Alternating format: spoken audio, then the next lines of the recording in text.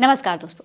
चंदे की कहानी या कहें कि चुनाव के समय पार्टियों की फंडिंग, जैसे इलेक्टोरल बॉन्ड कहा जाता है, इस पर सुप्रीम कोर्ट ने रोक लगा दी है और एसबीआई जो इलेक्टोरल बॉन्ड का पूरा लेखा जोखा रखता है उससे कहा गया है कि आप 6 मार्च तक का सभी पार्टियों का जो फंडिंग हुआ है उसकी जानकारी दें। पर अब एसबीआई ने सुप्रीम कोर्ट से लोकसभा चुनाव के बाद तक का समय मांग लिया है, जिसके बाद विपक्ष ये आरोप लगा रहा है कि बीजेपी, जो कि इलेक्टोरल बॉन्ड का सबसे ज्यादा इस्तेमाल करती है, वो अपने काले कारनामों को छुपाने के लिए, अपने राज को दफनाने के लिए चुनाव तक की मोहलत मांग रही है।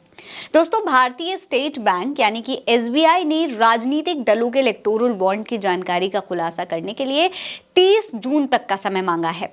हालांकि सुप्रीम कोर्ट ने एसबीआई को 6 मार्च तक का चुनाव आयोग को जानकारी उपलब्ध कराने का आदेश दिया था, पर अब एसबीआई ने कोर्ट में आवेदन दायर करके ये कहा है कि उन्हें डिटेल निकालने के लिए समय चाहिए, वो भी लोकसभा चुनाव तक का।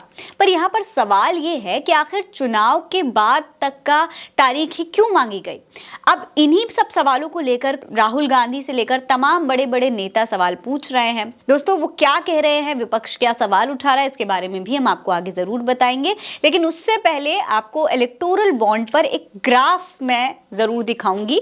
ये दैनिक भास्कर का ग्राफ है और उसमें दिखाया गया है कि किस दल ने कितना इलेक्टोरल बॉन्ड का इस्तेमाल किया है। अगर आप इस ग्राफ पे गौर करेंगे तो ये जो ऑरेंज कलर की लाइन दिखाई दे रही है वो भारतीय जनता पार्टी की लाइन है। सबसे ज्यादा भारतीय जनता पार्टी ने ही इलेक्टोरल बॉन्ड का इस्तेमाल किया है। फिर ये जो नीली लाइन है ये तृणमूल कांग्रेस की है। फिर हरी लाइन जो है वो कांग्रेस की है और जो पीली येलो लाइन दिखाई दे रही है वो टीडीपी है। तो 2018 से 2019 के बीच पर अगर आप गौर करेंगे तो 1450 करोड़ रुपए भारतीय जनता पार्टी द्वारा इस्तेमाल किए गए हैं। वहीं तृणमूल कांग्रेस की अगर बात करें तो 97.28 करोड़ रुपए तृणमूल कांग्रेस की तरफ से हैं। फिर हरी लाइन पे देखेंगे तो ये कांग्रेस की लाइन है और कांग्रेस ने 383 करोड़ रुपए का इस्तेमाल किया है 2018 से 2019 के बीच में। फिर अगर 2019 से 2020 के बीच का आंकड़ा देखेंगे आप तो यहाँ पर भी पिछली बार से ज्यादा यहाँ पर भारतीय जनता पार्टी का आंकड़ा है। 2555 करोड़ रुपए भारतीय जनता पार्टी ने इलेक्टोरल बॉन्ड में लिए हैं।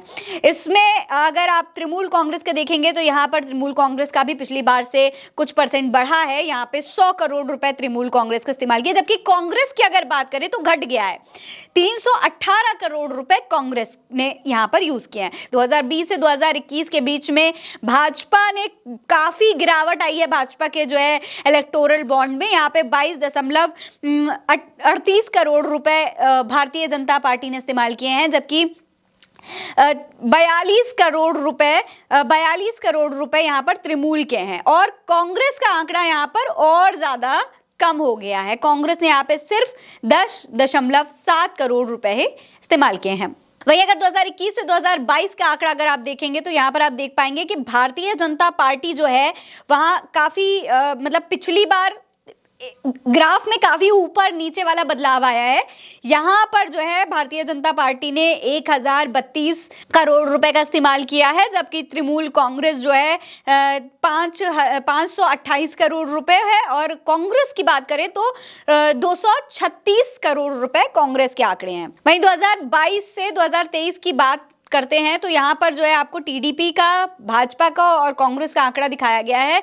तो भाजपा यहाँ पर भी सबसे ज्यादा है, 1300 करोड़ रुपए भाजपा का है और टीडीपी की अगर बात करें तो 34 करोड़ रुपए है। वहीं अगर कांग्रेस की बात करें तो 171 करोड़ रुपए कांग्रेस का आंकड़ा यहाँ पर दिखाई दे रहा है। तो ये अगर तमाम पार्टियों के ग्राफ को, इलेक्टोरल बॉन्ड को देखेंगे तो आपको पता चल जाएगा कि इसमें भारतीय जनता पार्टी सबसे ज्यादा इलेक्टोरल बॉन्ड का इस्तेमाल करने वाली पार्टी है। ऐसे में सवाल जरूर खड़ा होता है कि अगर भारतीय जनता पार्टी चुनाव से पहले नहीं चाहती है कि इलेक्टोरल बॉन्ड का जो डेटा है वो चुनाव आयोग के पास जाए तो कहीं ना कहीं इस पे सवाल जरूर खड़े होते हैं। यानी कि दैनिक भास्कर ने जो आंकड़े बताए हैं उसके हिसाब से अगर देखेंगे तो साल दर साल बीजेपी की फंडिंग बढ़ती चली गई है। साल 2023 में बीजेपी को अकेले 1300 करोड़ रुपए की फंडिंग हुई। अब ये पैसा कहां से आया और हकीकत में कितना आया, इसकी जानकारी का पता लगाने के लिए सुप्रीम कोर्ट ने एसबीआई से रिपोर्ट मांगी थी।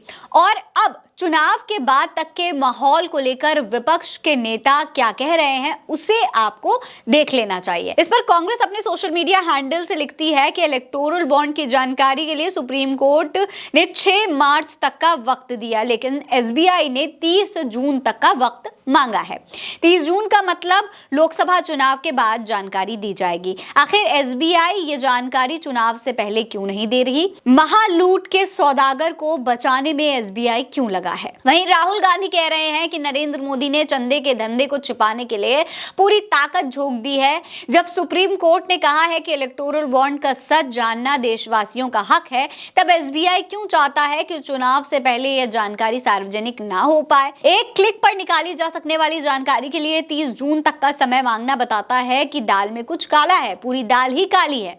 देश की हर स्वतंत्र संस्था मोडानी परिवार बनकर उसके भ्रष्टाचार पर पर्दा डालने में लगी हुई है। चुनाव से पहले मोदी के असली चेहरे को छिपाने का ये अंतिम प्रयास है। कांग्रेस प्रवक्ता सुप्रिया श्रीनेट ने भी इलेक्टोरल बॉन्ड की जानकारी को लेकर एक चौंकाने वाला आंकड़ा बताया है। सुनिए आखिर क्या कह रही हैं सुप्रिया श्रीनेट। विडंबना ये है कि एसबीआई जिसके 48 करोड़ से ज्यादा अकाउंट्स हैं, जिसकी करीब 66,000 एटीएम्स हैं, जिसकी करीब 23,000 ब्रांचेस हैं, उस एसबीआई को मात्र और मात्र 22,217 इलेक्टोरल बॉन्ड का विवरण देने के लिए 136 दिन और चाहिए।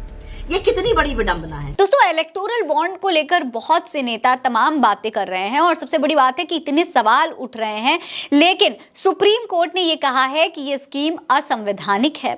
बॉन्ड की गोपनीयता बनाए रखना असंवैधानिक है। ये स्कीम सूचना के अधिकार का उल्लंघन करता है और इन्हीं सब कारणों की वजह से सीजेआई चंद्रचूड़ वाली बेंच ने इसे रद्द कर दिया था।